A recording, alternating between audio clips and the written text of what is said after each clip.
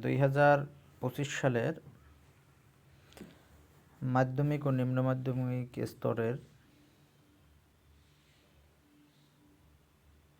শিক্ষাবর্ষের ছুটির তালিকা, শিক্ষাপঞ্জি প্রজ্ঞাপন প্রকাশিত হয়েছে।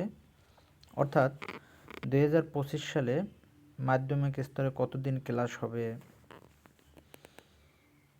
কতদিন বন্ধ থাকবে, কোন কোন তারিখ বন্ধ থাকবে এবং কবে কত তারিখ কোন পরীক্ষা অনুষ্ঠিত হবে, এগুলোর শিডিউল প্রকাশিত হয়েছে।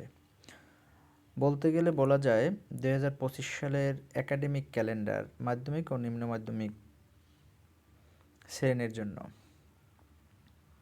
তো 2025 সালে সর্বমোট স্কুল বন্ধ থাকবে 76 দিন। তো তার ভিতরে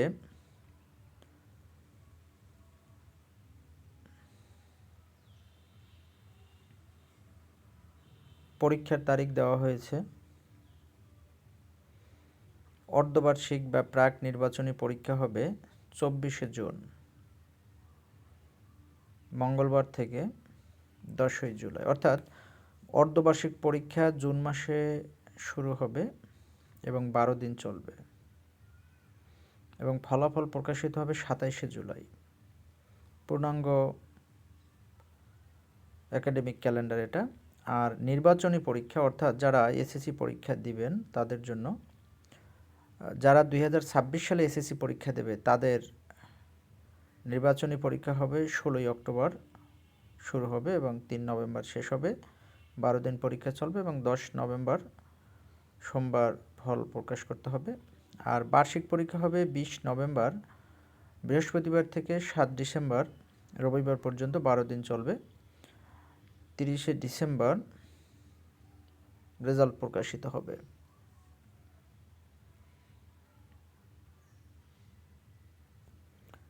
তো সাপ্তাহিক ছুটি শুক্রবার শনিবারই থাকছে। ছুটি শুক্রবার শনিবার থাকা ভালো, কারণ বাচ্চাদের একটু রেস্টের দরকার আছে। সপ্তাহে প্রতিদিন ক্লাস করতে করতে বাচ্চারা খুব বেশি হাঁপিয়ে ওঠে, পড়াশোনার ভিতর আগ্রহ হারায় এবং স্কুল পড়াশোনা এগুলো তাদের জন্য বিরক্তির কারণ হয়ে দাঁড়ায়। এজন্য শুক্রবার শনিবার ছুটি থাকলে বাসায় বসে তারা বিভিন্ন এক্সট্রা কারিকুলাম অ্যাক্টিভিটিতে অংশগ্রহণ করতে পারে, বাসায় ফ্যামিলির সাথে সময় দিতে পারে এবং বিভিন্ন সময় আউটিংয়ে যেতে পারে। এজন্য তাদের মন মানসিকতা ফ্রেশ হয়। তো 2025 সালে পরীক্ষা কখন হবে, কতদিন ছুটি থাকবে, এগুলো সম্পর্কে আমরা জানলাম। ধন্যবাদ।